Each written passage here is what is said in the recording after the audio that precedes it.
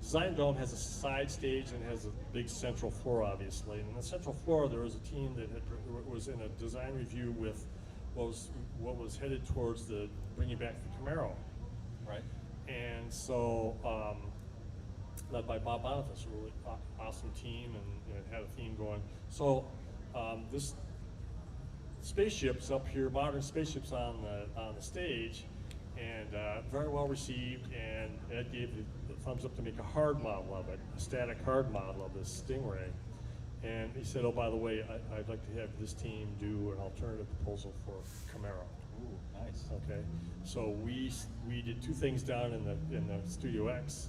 We finished the Stingray, prepped it for casting, and we started sketching. It was right going in before a 2-week break, which usually happens every year, 1st of July. It revolves around July 4th. So came back, and unsurprised, not a surprise to me, is everybody was sketching over that break. So we hung the sketches up for Camaro, and the Corvette went on to be finished. But we developed this Camaro alternative in the basement, and it was kind of a shootout, head-to-head competition. And the one that the team worked on is one that went forward, that Ed felt was the one to go forward, which became the Camaro concept car. And became into the driver for production. Now, the reason why I'm bringing the Camaro up is that Stingray concept car, initially I was going to get fired for it, and Ed had the foresight to say, "Hey, there's virtue in this. Let's continue it." But the forms and the graphics on that influence the new Camaro. If you look at the A-crate grille and V-plan view, some of the surfacing, there's like little flat elements on top of the fenders. Those affected the new Camaro, also affect the C7 and the C8. If you look on the C7 and C8, you'll see elements of that Stingray concept car in the production version. And that's the beauty, and that's the purpose of concept cars that are done kind of without having a specific goal or production intent. You come up with it just seems to, you have these wonderful expressions that are pure, and then the goal is to translate them forward into production. And again, I was fortunate enough to have an incredible team, a leadership that had vision, that allowed us to execute that, and you can see it in the wonderful products that you can buy today. That's awesome. That's really great. No, I really appreciate it. I know we got to kick off the next. Yeah, here, moving in just a few minutes. We have to move on to the next part of the show, Tom. Sure. I really appreciate that. One question, and I don't know if you can have a 90-second answer with it or not, but I've wondered externally, there was so much push-pull about the switch with the C8. What was it like internally? Was it you finally just got management on board and everybody went with it, or were you just getting tons of people, some pushing you for mid-engine, some say, no, what we've got is fine? Let me tell you again, this is where, again, a perfect example where, again, I was blessed and honored to be part of this incredible team and the rich history of this car. I happened to be, for years, ever since I've been in Corvette, when are we going to do a mid-engine? When are we going to do a mid-engine? I also did the mid-engine Corvette Indy and a couple other concepts that never made it to light. Yeah. But it's called a POPS meeting, like a program team ops meeting. Okay. And every Friday morning, and over the years through Dave Hill and Tom and all the guys that came before Tad Jector, and again way before I started General Motors, with all the mid-engine concepts and all that. So it was all never the right time, never the right time. We brought the Stingray back for the C7. That was I think monumental. Mm-hmm. That was a goal of mine. Again, going back to that 10-year-old kid. So we were in this POPS meeting one morning, and I remember specifically, not the exact words, but Tad said, it's time to go mid-engine.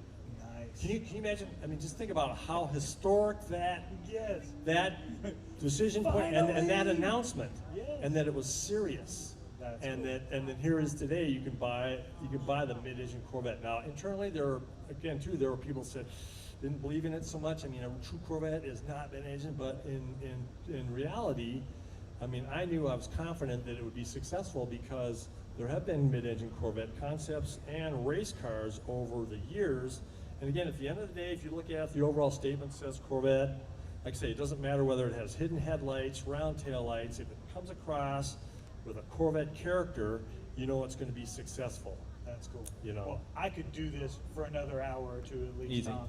I really appreciate you coming to the show today. It's my wonderful. honor. I get to Have so be much the fun here. talking head for 1,000 people doing hours behind the scenes. So I appreciate you. Welcome. Sure. We got to move this party along. Thank you so much. And if you're Yep. joining Thanks, us guys. live stream, Yep. we'll take about a minute break, but then we'll be right back for some cool cars coming up to the award stage. Thanks, everyone. Yeah, thanks. Okay. Yeah, okay.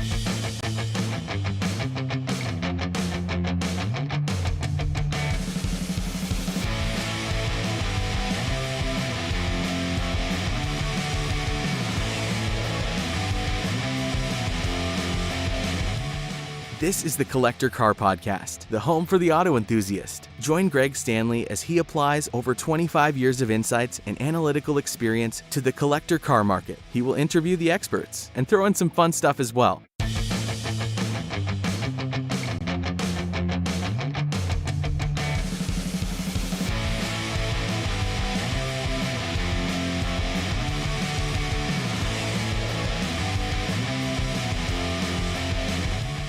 This is the Collector Car Podcast, the home for the auto enthusiast. Join GStanley as he applies over 25 years of insights and analytical experience to the collector car market. He will interview the experts and throw in some fun stuff as well.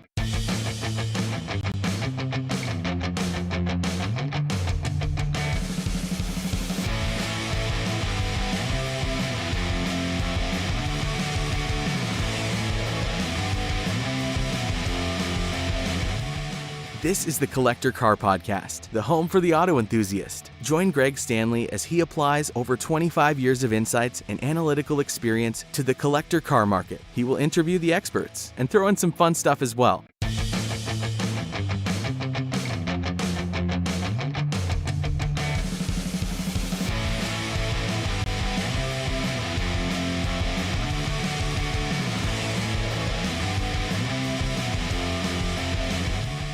This is the Collector Car Podcast, the home for the auto enthusiast. Join GStanley as he applies over 25 years of insights and analytical experience to the collector car market. He will interview the experts and throw in some fun stuff as well.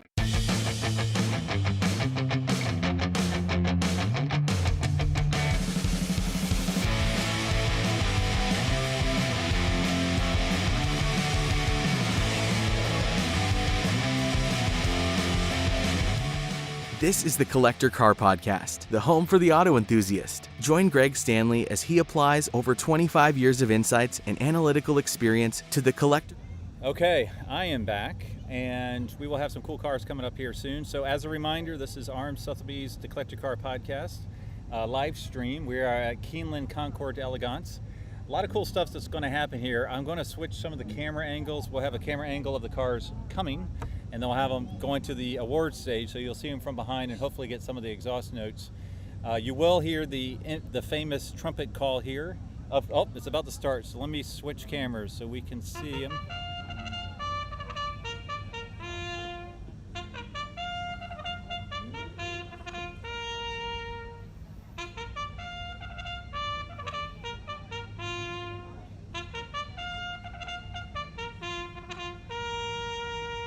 How cool is that? That's All pretty right. awesome.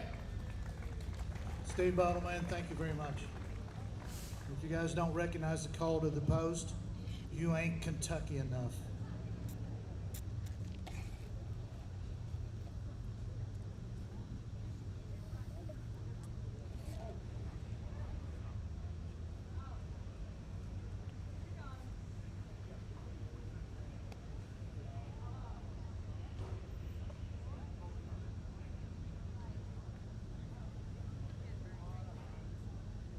Next up, everybody, I'd like to introduce the Overtones. They're going to come up on the main grand stage here in just a second. Present their rendition of My Old Kentucky Home. I recognize these guys.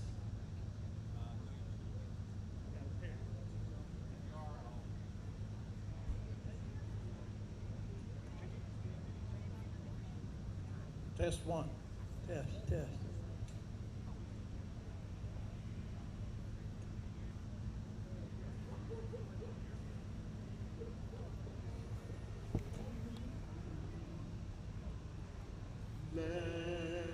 sing a song, let's ring a song, let harmony be true. Come join the crowd, sing long and loud like good chord busters do. Chord, let's bust a chord, a good old major chord. With some good close harmony, harmony. Join the fun, we'll bust a minor one as we warble merrily. Bum bum, they sing it through again, and then we'll all chime in.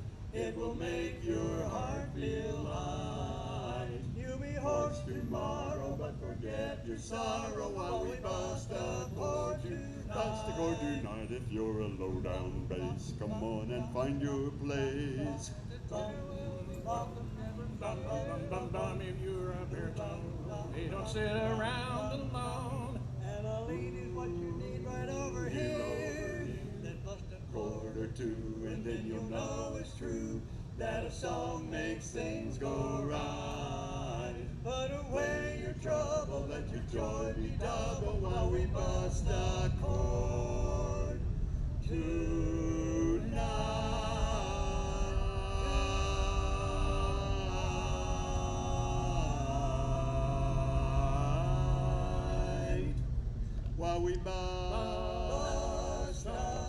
While we bust a chord tonight.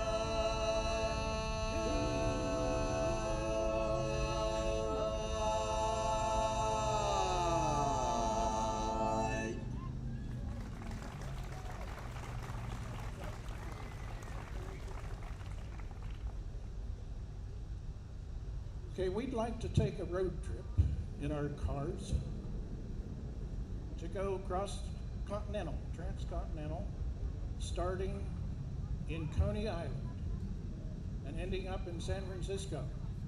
You with us? Let's go do this.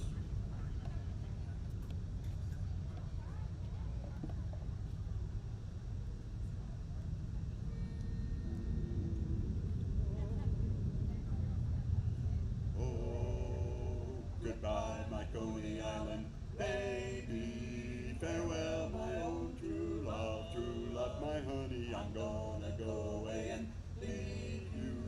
Never see you any, never gonna see you any. I'm gonna sail upon that ferry boat, never to return again. So goodbye, Farewell. so long, forever. Bum bum, goodbye, my Coney Island. Goodbye, my Coney Island. Goodbye, my Coney Island. Fall for some girl that dresses neat, some girl that's got big feet, some girl on the street. Then we'll leave her.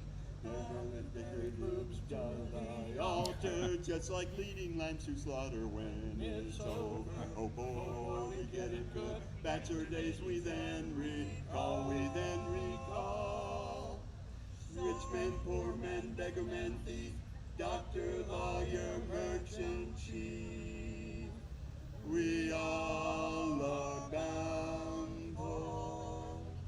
Goodbye, my Coney Island baby. Farewell, my own true love, my honey. I'm gonna go away and leave you. Never see you any, never gonna see you any. I'm gonna sail upon that ferry boat, never to return again. So goodbye, farewell, so long, forever. Bum bum, de ha, de ho, by my Coney Island bed. All right, sorry you couldn't see that, but I figured you'd rather see the cars come and go.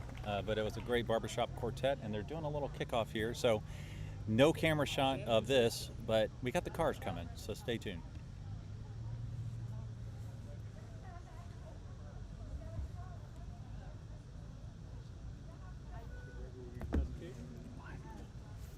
Bum bum bum bum bum bum bum bum bum bum bum bum bum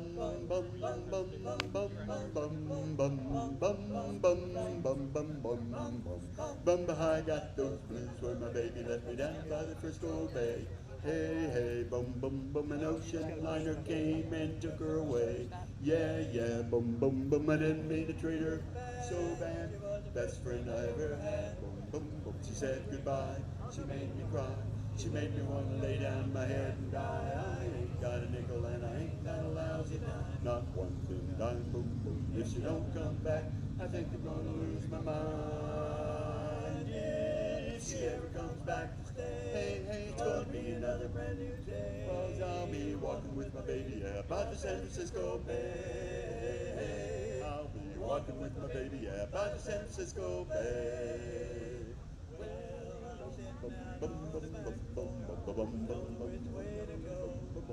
The girl that I was so crazy about, she don't love me anymore. I think I'm gonna take a freight train, 'cause I'm feeling blue.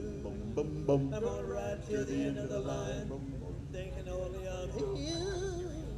I ain't got a nickel and I ain't got a lousy dime. Not a lousy dime, boom, boom. If she don't come back, I think I'm gonna lose my mind. If she ever comes back to stay, hey, hey, it's gonna be another brand new day. 'Cause I'll be walking with my baby, yeah, by the San Francisco Bay. I'll be walking with my baby, yeah, by the San Francisco Bay.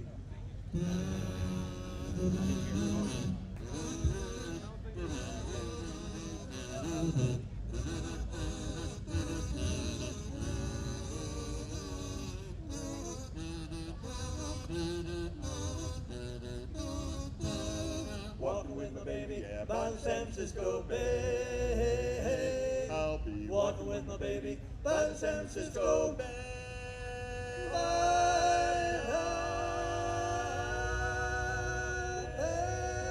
San Francisco Bay. All right, thank you guys very, very much. I think we have time for just one last one. Y'all got a My Old Kentucky Home in you still? All right, guys, let's wrap this up.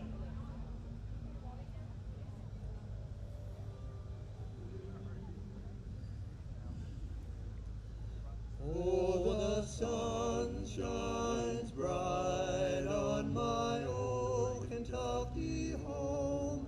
'Tis summer, the old folks are gay.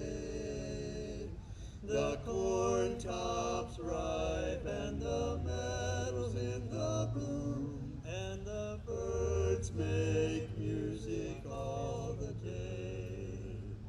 Oh, the young folks roll on the little cabin floor, all merry, all happy and bright. By and by hard times come a-knocking at the door. Then my old Kentucky home, good night. Weep no more, my lady. Oh, weep no more today. We will sing one song for my old Kentucky home. For my old Kentucky home, far away, far away.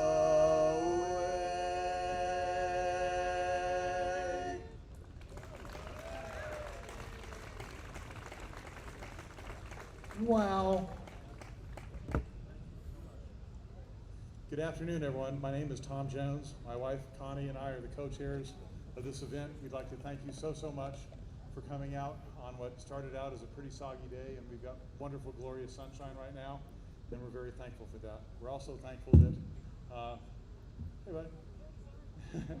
Don't mind me. Oh, no. We're also thankful that, I mean, you know, we should be grateful for everything that we get, and it's very nice that this is our 18th year, and I know everybody had a rough year last year, and we're just happy to be here this year, and happy that you all are here, and happy all of our entrants are here, and happy Keelan's here. So, very thankful for that. Yay. Alrighty. That being said, I would like to introduce buddies that have been involved with this event since day one, actually. Van Kirk and Jesse Kirk, his father and son. They're car nuts out, you know, just unbelievable, and they provide a lot of color to this event, and thank you so much for doing all the duties for the first 6 hours of the day, and keeping everybody in coffee and entertained and all that. So with that, all ado, it's all yours. Thanks, guys. Well, thank you all very much. It's certainly a lot of fun every year to be able to do this, and I'm glad to come out. You know, we have a lot of fun. We go through the day, and we certainly just get to be talking heads for an amazing amount of work done throughout the day. And for those of you guys who know me to see me in a button-down white shirt, you're probably wondering who took over my soul. But it's been great. For several years I was the MC, turned it over to Jesse. He's taken it to the next level, so thank you. So let's get this thing rolling. Absolutely. First off, like I've said many times, there's a lot of behind the scenes people that make this happen. So let me specifically call out our sponsors who really make this happen. First, Keeneland, thank you first and foremost for the land.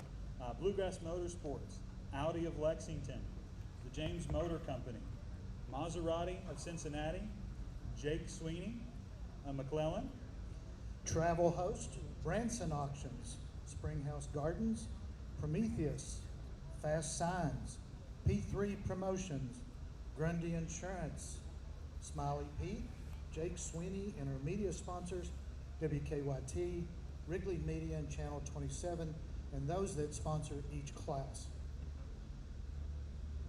First up is going to be the Children's Choice Award.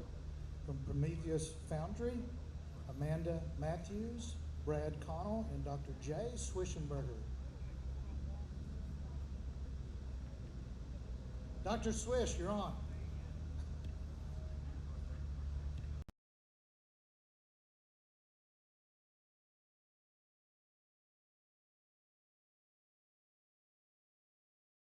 I'm Jay Swishenberger. I'm here on behalf of the Kentucky Children's Hospital, for which this event raises money every year. Every nickel you give goes straight to the children.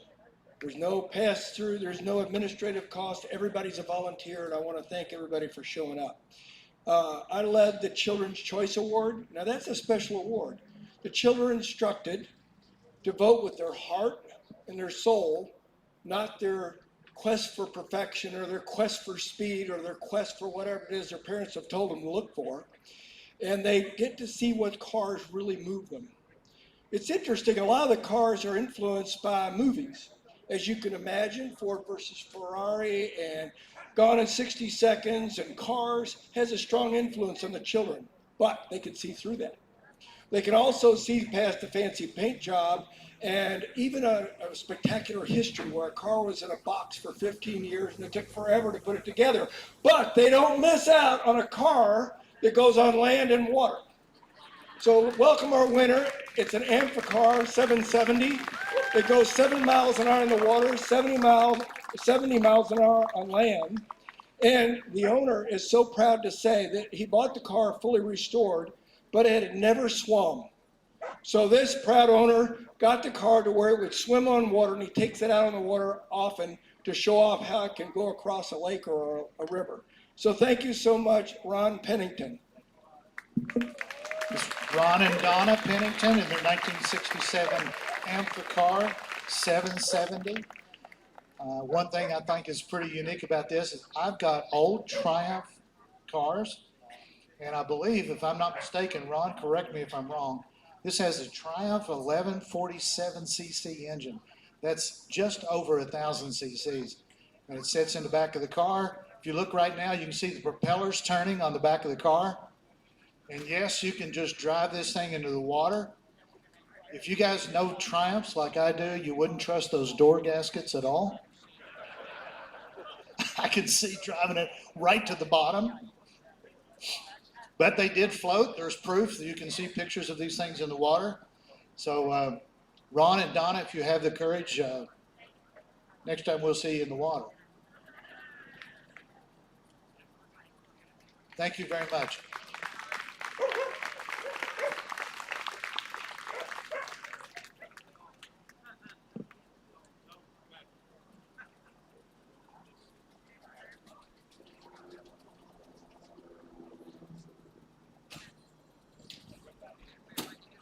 Here you go, Ron.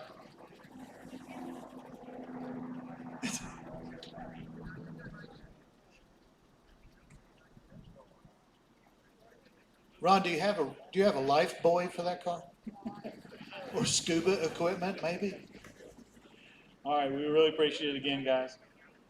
As he works his way off the stage, up next for the presentation of the Branson Auction Award of Excellence, I'd like to reintroduce Mr. Tom Jones.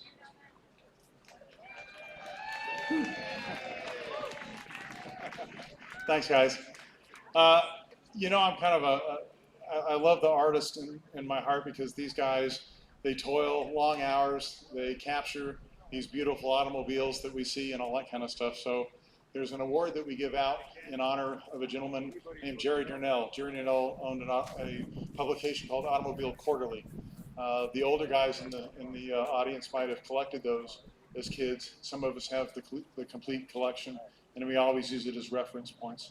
It's a very good publication. Jerry has left us probably 5 years ago or so, and in his honor, and through Jim Cox of the Branson Auction, we have awards for our artists. So as soon as, here we go. Come on up, Don.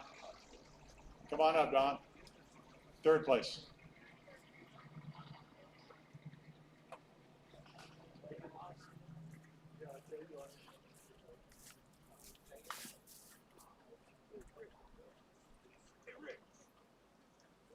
All right.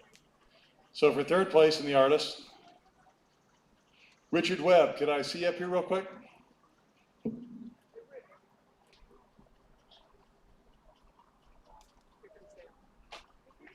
Richard, thank you for joining us today.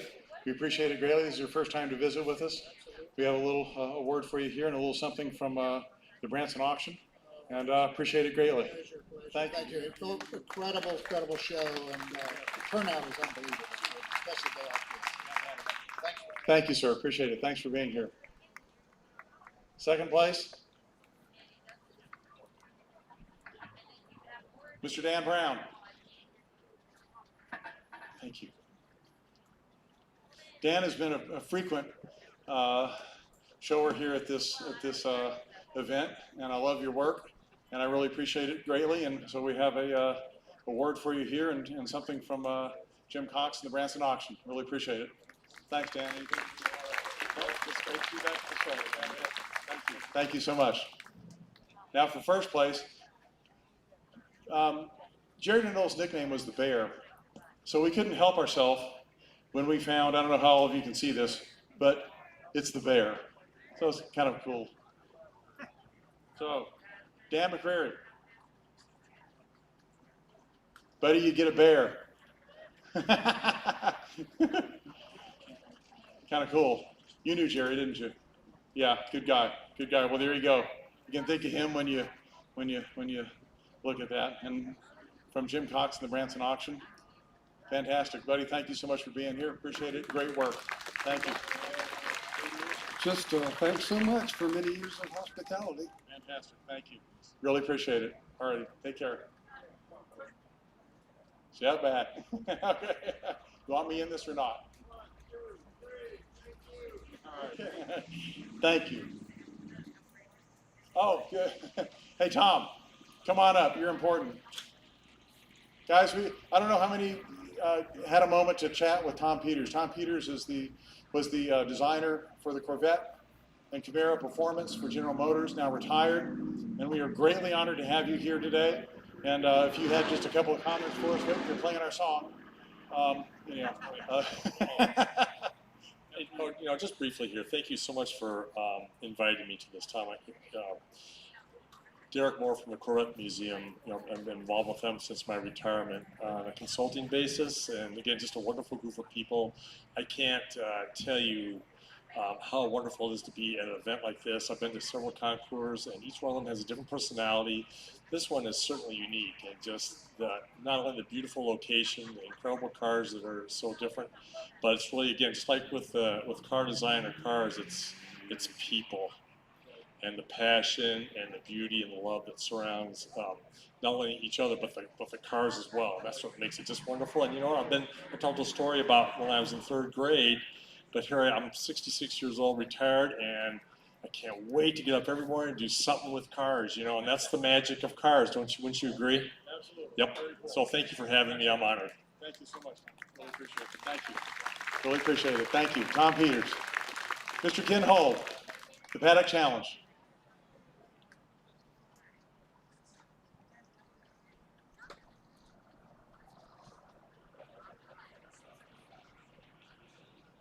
And since we were speaking of third graders, I'd like to tell her story again, or have you tell her story again, because it's a great story. Just saying. Today, right now. Do I mind telling stories to this small group? No, Tom, I don't mind. Thank you. But first of all, let's talk about the Porsche Paddock and the local car clubs that have made this event what it is. By the way, if you don't know, if you ever gone to any of the 35 Concours events in North America, you find out that for car clubs and different cars, if you want to bring your car to display it with your friends, you got to park about 5 miles away, and then they shuttle you in. So I mean, it is so much fun.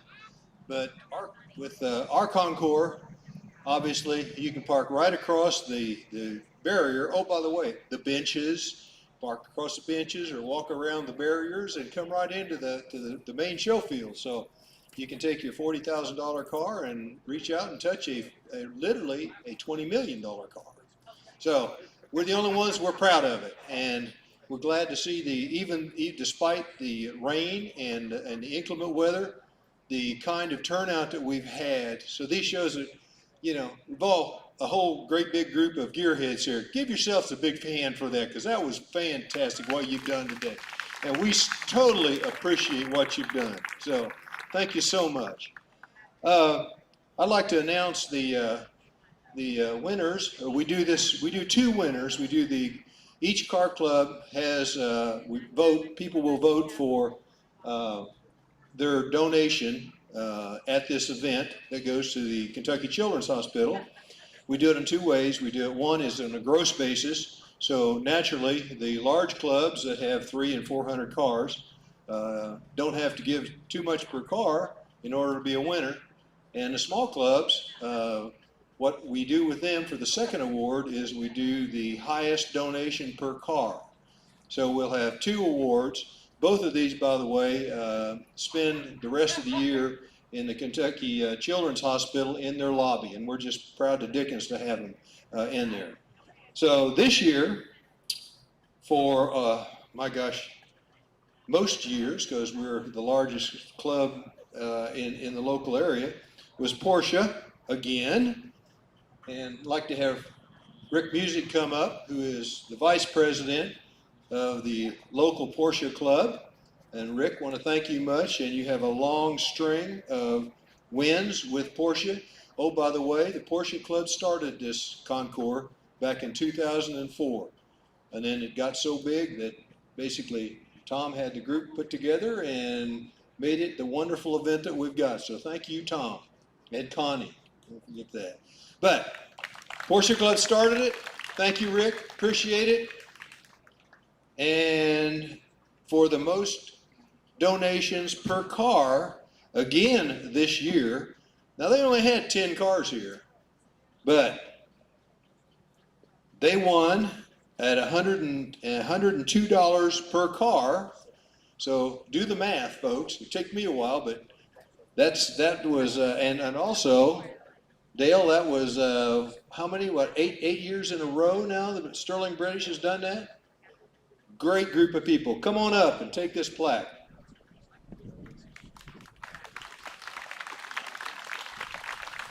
Long, continuous giving from the Sterling British. The Sterling British Motoring Society. We could not get that all on plaque. Thank you so much. Appreciate it. Eddie, let me put you on the spot here. Tom asked me to do this. About 9 years ago, Eddie would go with me in the golf cart, because I carry 3 to 4 radios and a phone. So I needed somebody to help me to sort out who's calling and that sort of thing. And if you haven't noticed, I'm a little old and I'm hard of hearing. But Addie, 9 years ago, started volunteer. Well, actually 10 years ago, because 9 events ago, started volunteering with the Keenan Concours, and she's volunteered every session since. So she's got 9 years with us, and she has developed from being a volunteer who has done all the different activities around the show to where she's been a junior judge and a judge for the concours. And she's a pain in the behind when it comes to saying, Dada, is that stock? I'm not sure that's stock. And when Chrysler was the car up here, there was no one that knew what was on a Chrysler Woody. She did. So she accomplished that, and she's been, like I say, a junior judge and a judge, and now she's a junior at Georgia Tech, majoring in mechanical engineering with a minor of automotive engineering. I can't figure where she got that stuff from, but we need, as you all know with the cars, more of the young folks getting involved, and she's an example of someone who has picked up some very bad habits from her grandfather. So I'm a proud granddad and glad to tell you this story. Thank you very much.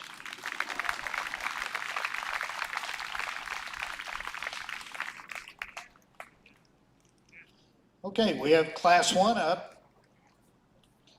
Our first class is Antiques through 1924 in the brass era for the Cobra Farm Cup. And we'd like to thank the following exhibitors for bringing their cars. In 1906 Orient Buckboard with Tom and Faye Littrell. Also, we have a 1913 Franklin Model V Victoria Phaeton brought by William Fields. Model M, I'm sorry, I can't talk and sit down at the same time. A 1916 Overland Model 86 brought by Michael and Mary Beth Cluelli. A 1919 Templar 455 Roadster brought by Jerry and Leah Smith. And the runner-up for the Cobra Farm Cup is a 1912 Thomas Flyer MC640 from Passport Transport. And the winner of the Cobra Farm Cup is a 1906 Cadillac Model M Victoria Touring Car brought by Carol Tini.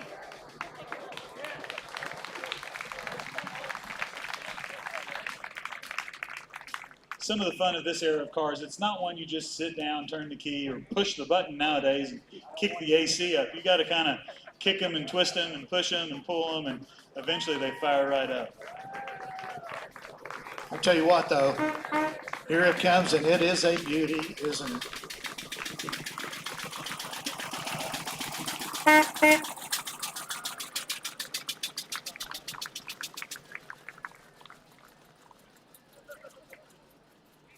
I think even a trip on a little ramp like that is a little bit of an adventure. You never quite know where it's going to stop or exactly how it's going to behave. So That's about 8 RPMs.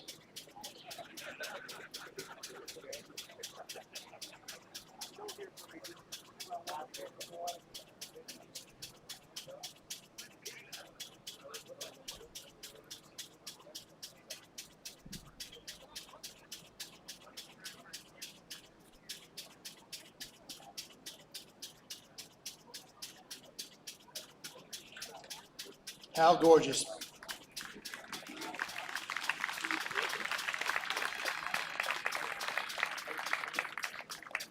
We can see what's called the brass era.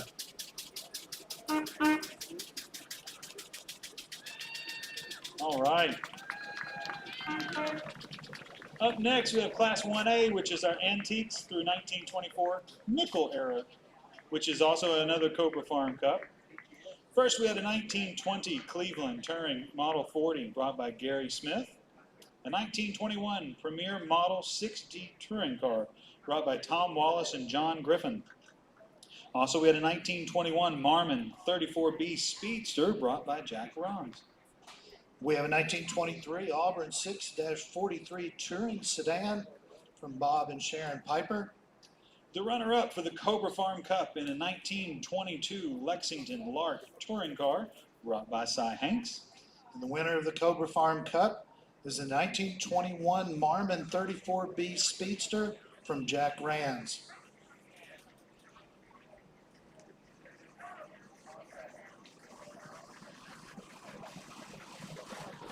fancy modern suspension. It's got leaf springs even on the front.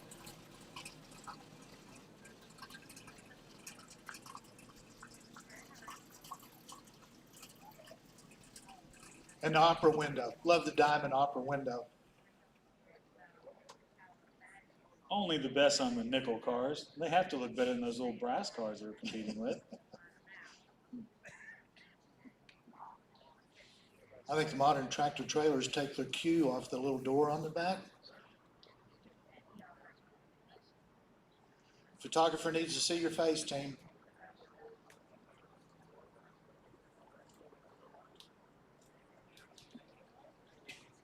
Everybody, another big round of applause for Jack, please. Thank you.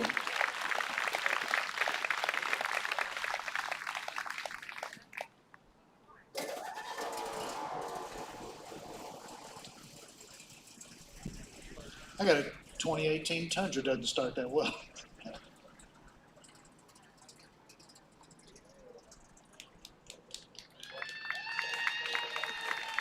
Up next, Class 2 is our vintage 1925 through 1949. This is the Keeneland Cup. Our first car is a 1927 Whippet 93A Collegiate Roadster from Tom and Barbara Norville. Excuse my language. Tom and Barbara Norville. We have a 1928 Hupmobile E4 from Kim Little.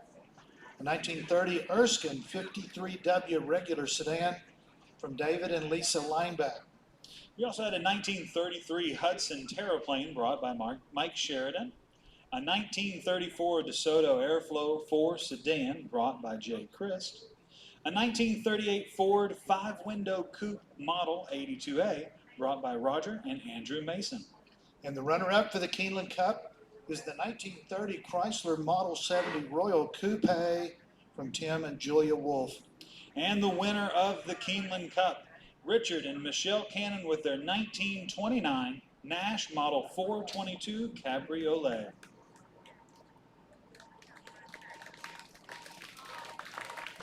Love this color.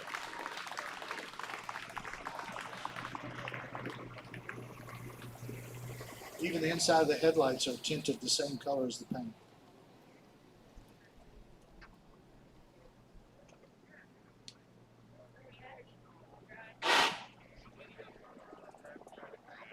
It's okay, it's supposed to do that.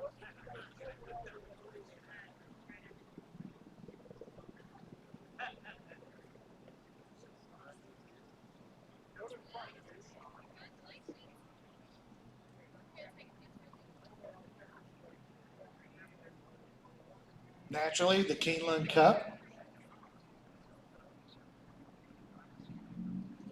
Yep.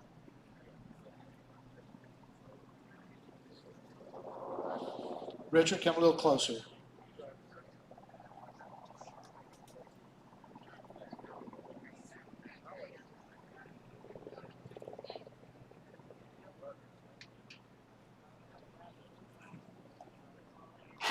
All right, everybody, another big round of applause. As we're getting ready to move on, I just want to do another little shameless promotion here. There are still people at the Porsche raffle tent. I think that means there's a couple tickets left. So while we're doing this, head on over that way. Up next, we have Class 3, the Classic Car Club of America, 1915 through 1948. This is going to be the Diamond A Farms Cup. First, we have a 1923 Packard Sport Touring brought in memory of Bill and Betty Swope. A 1930 LaSalle convertible coupe brought by David and Ruth Gillespie. A 1934 Packard 8 Victoria brought by Ernst and Carolyn Hillen. 67 Chevrolet Camaro Rally Sport from Dan Bosch. The runner-up for the Pin Oak Stud Cup is the previously mentioned 67 Camaro RS by Dan Bosch. And the winner of the Pin Oak Stud Cup is the 1957 Ford Thunderbird F Code from Passport Transport. Love the car.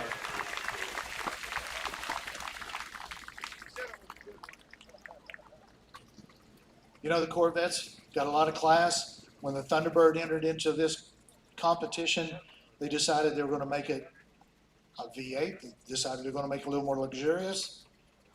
more costly. And this competition was healthy for both of them for many, many years. I think you can pretty clearly tell by the design that there's a lot of cars out that are trying to get that long and low look, and you know a lot of them are just chasing this old Thunderbird.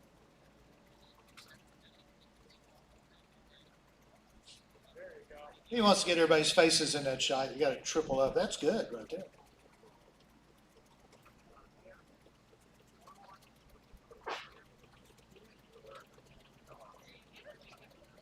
Great eyebrows on the headlights.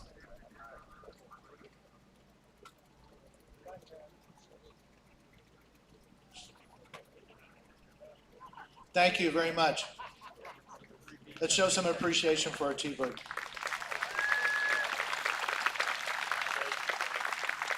Nice hat.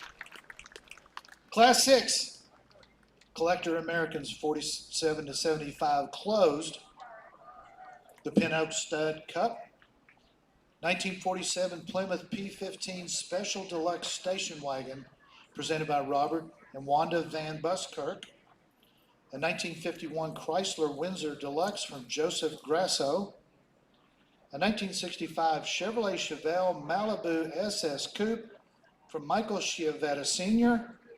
We also had a 1967 Chevrolet Chevy 2 Sport Coupe brought by Fran Bailey.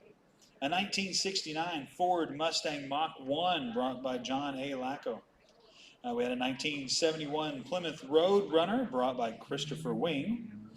The runner-up for the Pin Oak Stud Cup is the 1956 Continental Mark II from Ton and Kathy Woolley.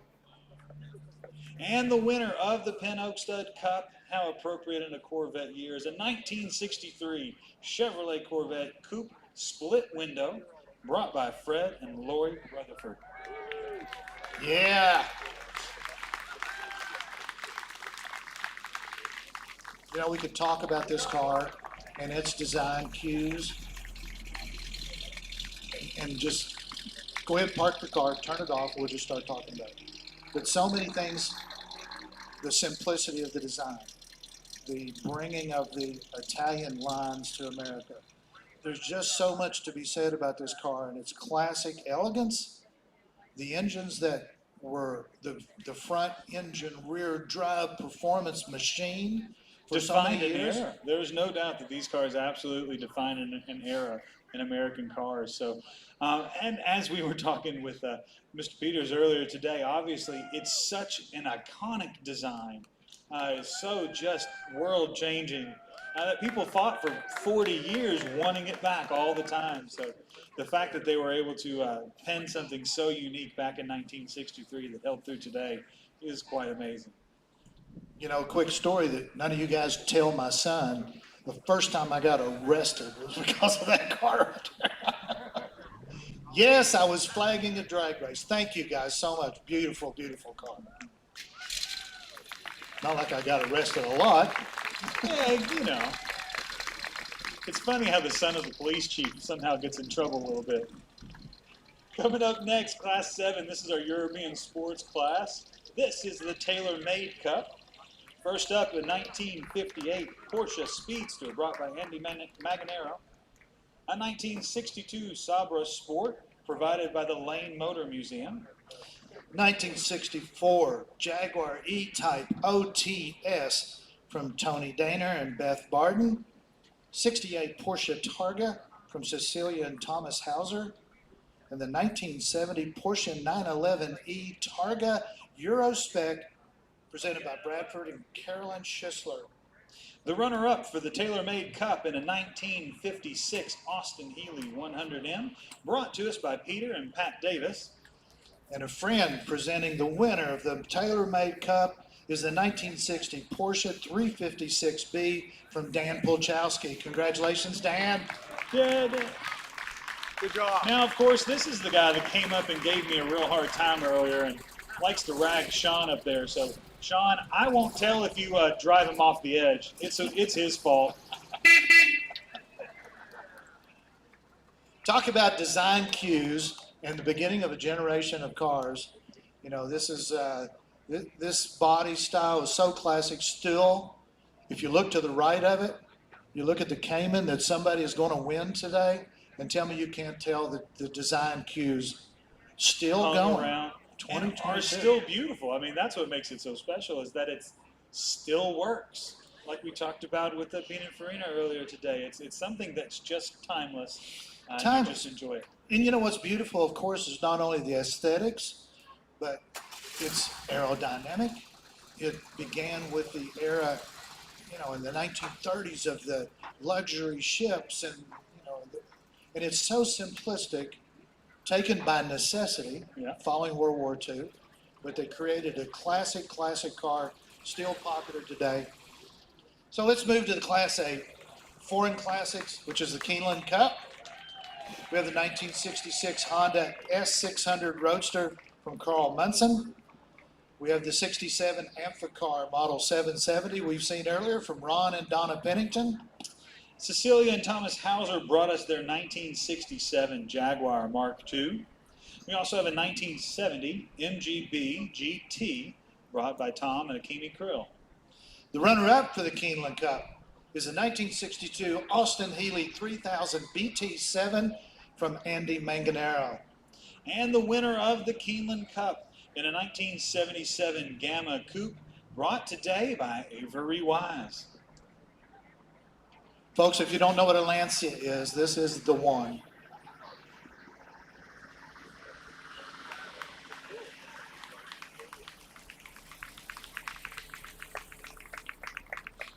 You can see the 70s styling. Everybody should go up and take a look at the little tag on the front fender. We may have talked a little bit today about a company you may have heard of once upon a time called Pininfarina. Definitely a car designed by, like I said, it's always very interesting how even in the 70s of boxes and weirdness, they found a way to kind of stretch and pull and make something still beautiful. Weirdness. Yeah, you all were strange in the 70s, let's be honest.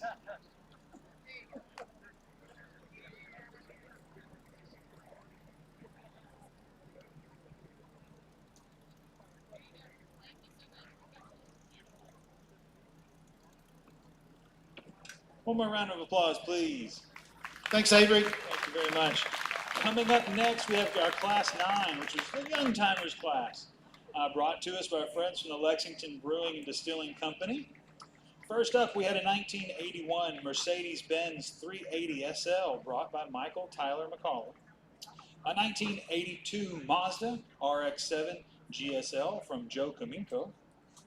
We had a 1986 Mazda Luce brought by Chad Renagle. A 1989 Ferrari Mondeo T Cabriolet brought from Gino Kearney. And also a 1990 Volkswagen Corrado brought by Chad Rosen. The 1991 Acura NSX brought by Jerry Filkman and Elizabeth Vesey. We also had the 93 Porsche 928 GTS provided by Michael Buccioni. 1997 BMW M3 Coupe from Ian Rice. The 2008 Roadster from Bella Strada. The Matil Collection. The runner-up for the Lexington Brewing and Distilling Company Cup is the 1991 Acura NSX brought by Jerry Fickham and Elizabeth Vesey. And the winner of the Lexington Brewing and Distilling Company Cup is a 2002 Dodge Viper GTS Final Edition provided by Tim Howard. And a V-17 landing over top it.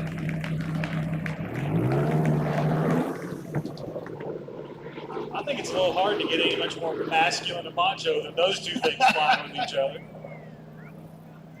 I'm not sure which engine I like the most.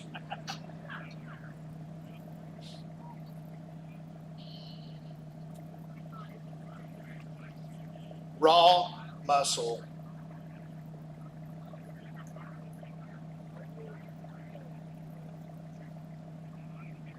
I think the Viper really proved to be the exact definition of what Chrysler was going for. If we can't do it finesse, by God, we're going to do it with brute force. Okay, Tim, keep it under 150 as you're going off, okay? It just looks like it's doing 150. It's just sitting there. That's it. And it'll do it. Up next is Class 10. This is our Pininfarina. class, which was brought to you by the Overbrook Farm Cup. And first up is a 1962 Ferrari 250 GT SWB Berlinetta by Scaglietta from our friend from the Patterson collection. Next up is a 1973 Ferrari 246 Dino GT from George W. Davidson. We also had a 1983 Ferrari 308 GTS Quattrovalvole brought by Diane and Chris Cashin. Very well. A 1985 Ferrari Testarossa brought today by Fitz Schultz. Class also had a 1999 Ferrari 36 Modena F1, which I gotta say I had to learn how to say Modena, not Modena. I'm still a little redneck. Brought today by Will Muse. The winner for the Overbrook Farm Cup in his 2004 Ferrari 360 CS was Kevin Cogan. Wow. We need to get a lower ramp. I still remember a few years ago when the Enzo showed up that we had a real problem getting it up that ramp, so they really pushed the limits a bit. Wow, I heard that.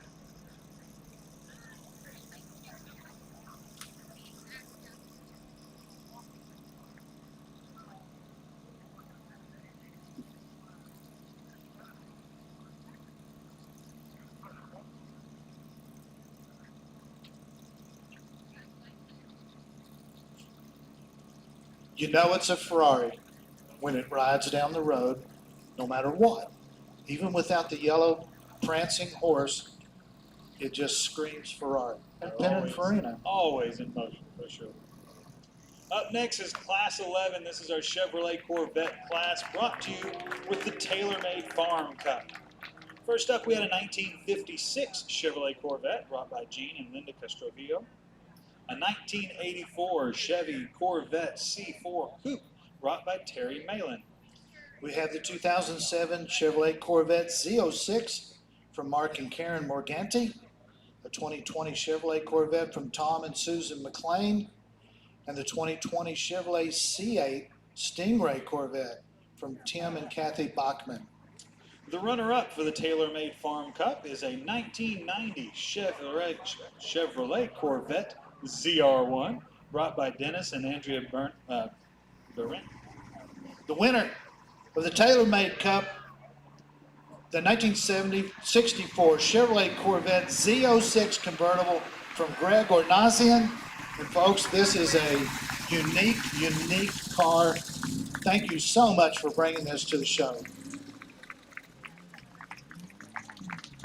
These cars were built specifically for performance, were distributed out by Chevrolet to special dealers only.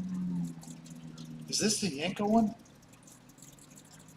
That would be very good to know. If only we knew people who knew things. Is this the Yenko, one of the Yenko cars? No. There you go. You can always count on Tom Jones to know the details. Hey, look, you know, when they come out with steel wheels and no hubcaps, you know what that means, right? I think race car, even whether it's convertible or not. So, very cool. All right. 1964 Z6 Fuelie. No carburetors on that car. You can tell that's popular in Kentucky. For Class 12, the American Performance Cars. 1955 to 75 of the Spendthrift Farm Cup. We have a 1955 Ford Thunderbird Luxury Tourer from Paul and Ruth Doyle. The 1964 Corvette Stingray from Kelly and John Wooten. And the 1967 Chevy GT500 from Mark and Gina Connor. The 1969 Dodge Charger RT presented by Joy and Joyce Doherty. David Angel brought his 1971 Dodge Challenger. The runner-up for the Spendthrift Farm Cup is the 1975 Pontiac Trans Am presented by Jeff and Leanne Rogers. And the winner of the Spendthrift Farm Cup is a 1970 Ford Mustang Boss 302 brought today by Gina and Chase Van Dyne.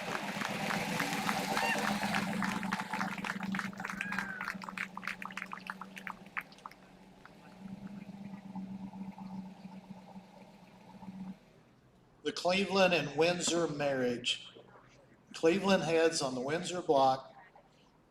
It's almost cheating calling it a 302. Well, you know, I think there's no doubt by the name they wanted you to know who they thought was in charge.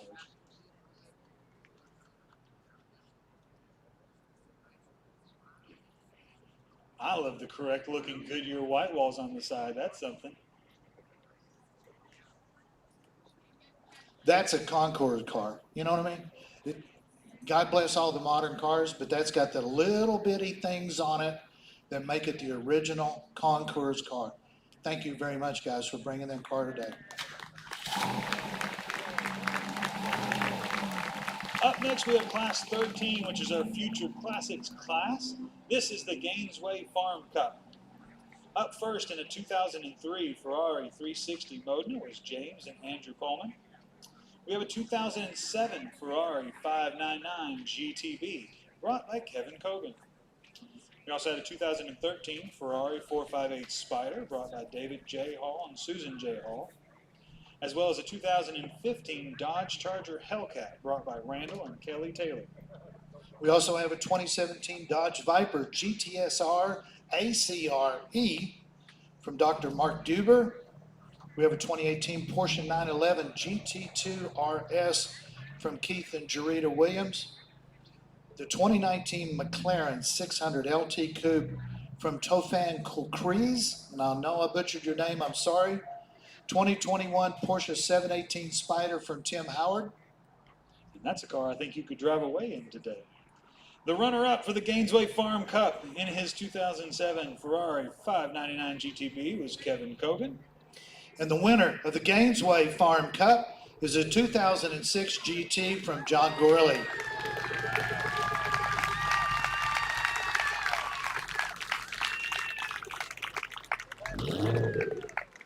Talk about another car that just barely makes it up that ramp. That's why it's aerodynamic. There's no clearance on the bottom. Woo! You know how we could do our own Ford versus Ferrari Classic today. We got enough roadway. Yeah, there's enough pavement here. I'm sure somebody can make it happen.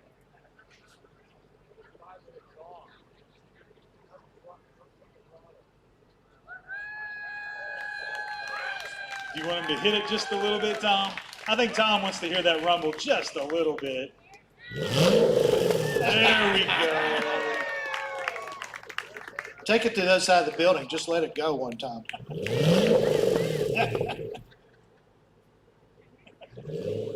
And watch the grass, John. Don't let it get you as you're going out. Famous friend of mine used to look over and go, "Let it go." Wow. Coming up next is our Class 14. This is our loud and furious class. And admittedly, this is my generation of cars. I can't help but love them a little That's bit. mine. Go down there. This is brought to you by the Lexington Brewing and Distilling Company Cup. Okay, I'm sorry. 1990 BMW 325i presented by Ryan Miller. The 1991 Honda Japanese Market NSX from Patrick and Laura Muse. We also had a 2006 Honda S2000 brought by Nick Richardson and a heavily modified 2018 Camry XSE V6 brought by Austin Lay. The runner-up for the Lexington Brewing and Distilling Company Cup is the 1994 Super from Daniel and Shelby Vizitui. And the winner of the Lexington Brewing and Distilling Company Cup is a 2001 Honda Prelude brought today by John Bowman. Whoa, we got a special fan back behind us. Hey, I'm right there with him. That's another one. The front end's awful. Wow. This is from the era of cars where it was so fun that they were kind of sports based, but really they were just supposed to be economy cars. And so, as happened, I think, really in the 50s, where you would just go find a little economy car that happened to be two-door, you found a way to make it unique, special, quick. Oh, no. Yeah. Drag it off the ground now.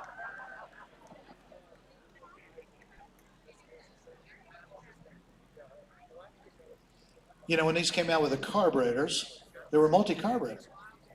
Oh, and there was about 700 vacuum hoses to them as well. All pollution controlled for America. It was great. I made $1 million on these cars.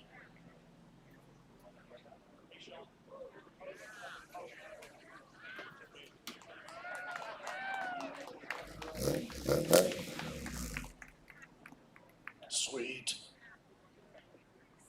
Everybody wants to make fun of our little rice burners, but you know you all have one at heart. They sure brought the challenge back. They brought the challenge. That's right. Up next is Class 15. This is our carriages, brought to you by the Carriage Museum of America Cup. Up first, we had a 1904 back-to-back trap, brought by Lynn and Raymond Tuckwiller. We had a circa 1880 Henry Hooker Orange brake, brought by Dr. Colton Thacker. The Van Tassel and Kearney Pony Spider Phaeton, brought by Charles Pope. We have a Buckeye Buggy Company Kensington brake from Dan Duran. The 1901, this one's got a date. The 1901 Cobb-size Brewster Stanhope Gig by Michael and Joyce Cottle. We have the Walborn and Ricker Pony back-to-back sporting trap from Meredith Giera. The runner-up for the Carriage Museum of America Cup is a circa 1900 R.M. Stivers Gooch Style show wagon, brought today by Dr. Susan Oroz and Eric Bergman. And the winner of the Carriage Museum of America Cup is the 1899 Healy Spider Phaeton from Dr. and Mrs. Thomas P. Burgess. If you guys were listening earlier when Tom and Greg and I were talking, this is the one that just grabbed your attention. It's amazing how really in transportation design, as much as things change, they stay the same. You have cars that just have beautiful lines, that forward lane that's so beautiful. So this is one that no matter what a car evolves into, this is definitely where they came from. Absolutely gorgeous. And imagine the team of horses pulling that would be just as classic as the wagons. Every bit, you know, they were well taken care of and properly groomed. I mean, they were an important part of the family too. So it was certainly a very, very interesting time. Thank you very much. I think, Tom, we're going to need to bring a brace of horses next year. Okay, for Class 16, these are our motorcycles. The Cobra Farm Cup is a 1948 Whizzer. I love the name Whizzer. WZ4 Cruiser from Ron and Donna Pennington. 1966 Triumph Tiger T100 SC from Christopher Heck. We also had a 1968 Triumph TR6R Trophy brought by Jim Jard. The runner-up for the Cobra Farm Cup is the 1967 BMW R69S from Jim Jard. The winner of the Cobra Farm Cup in a 1965 MOHS motorcycle and sidecar was Jerry and Leah Smith.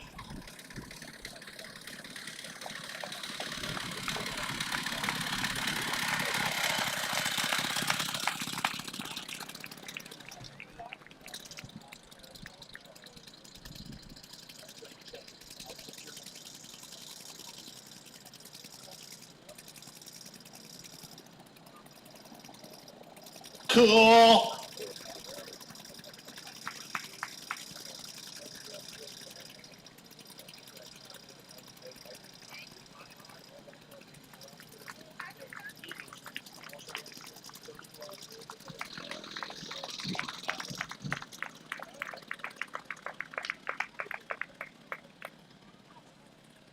Okay, everybody.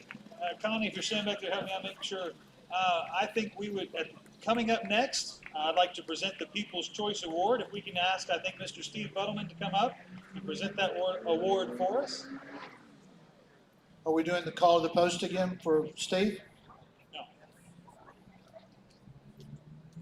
Ah, coming. There he is. Oh, okay. Hey, Connie. Connie, Jesse's walking up behind you.